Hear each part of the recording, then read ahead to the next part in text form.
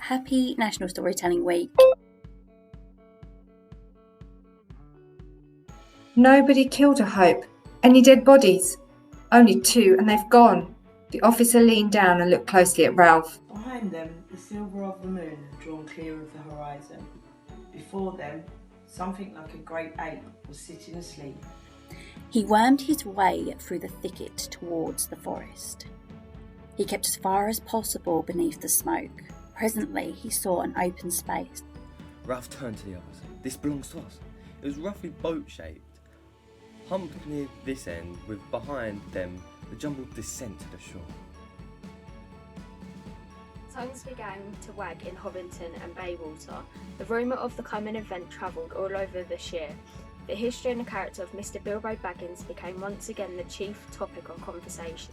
Their way wound along the floor of the hollow and round the green feet of a steep hill into another deeper and broader valley.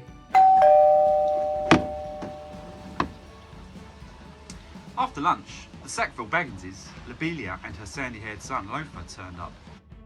I hope so, said Frodo, but I hope that you may find some other better keeper soon. But in the meanwhile, it seems that I am a danger to all that live near me.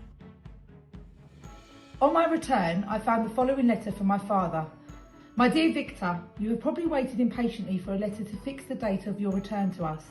And in you, the last of humankind whom these eyes will ever behold.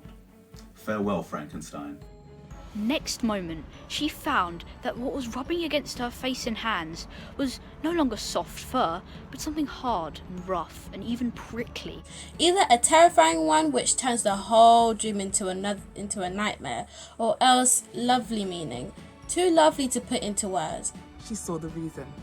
There stood Peter and Edmund and all the rest of Aslan's army, fighting desperately against the crowd of horrible creatures whom she had seen last night.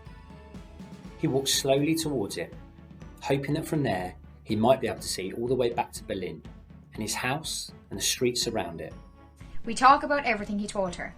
I tell him about our house back in Berlin and all the other houses and the streets and the fruit and vegetable stalls and the cafes and how you shouldn't go into town on a Saturday afternoon